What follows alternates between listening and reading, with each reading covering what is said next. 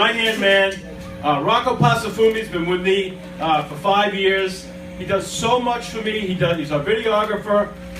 He also is a movie critic. And Rocco is also my inspiration. At 13 years old, he was diagnosed with Asperger's syndrome.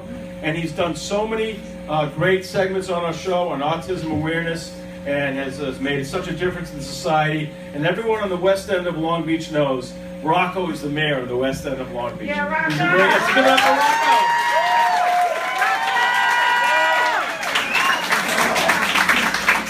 By the way, if you guys could inspire him, Rocco is the most amazing dancer. So who thinks we should have Rocco dance a little bit? No. He's great though. But with this movie review, let's give it up for Rocco Pasafume. Thank you very much, guys. Yes, I'm Rocco Pasafume, and I'm going to make this brief because I know everybody wants to see the band. So the film that I'm reviewing this week is one that half-time Howie and I actually saw together. It's the latest in the Bourne franchise, Jason Bourne. It's directed by Paul Greengrass and stars Matt Damon.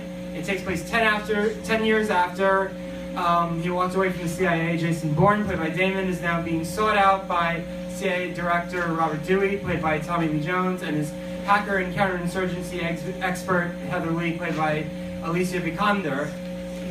This is now the 5th film in the franchise, the 4th one with Matt Damon. Matt Damon wasn't in the last film. And with this particular one, I mean, we're starting to get a sense that after about 5 films now, the franchise, while it's still very, very action-packed and it's very entertaining, it goes from point A to point B to point C to point D perfectly, which, you know, you don't see a lot of movies do that nowadays. Everything's gotten a bit too big and too self-indulgent.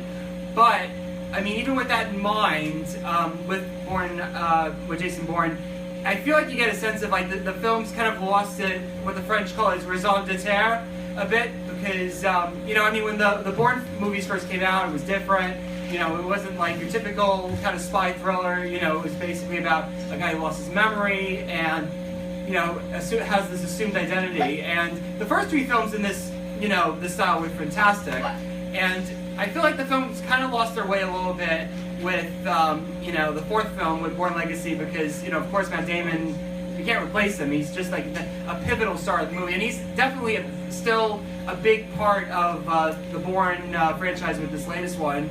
However, I feel like even with that, and even with the great action and the directing, it's still, you get a sense like we've seen a lot of this before with the first 3 films, and I feel like this may be one film too many for the franchise. But I feel like, let's put it this way. I feel like if you like an entertaining action film, you can't go really wrong with that. But beyond that, I would have to say that, like I said, this has, you know, we've been through 5 films, 3 with Matt Damon, and I feel like there's not really much here that adds anything new to the whole proceeding. So I give Jason Bourne 3 out of 5 stars. So thank you very much for that. All right, thank you, Rocco. Rocco does such a great job.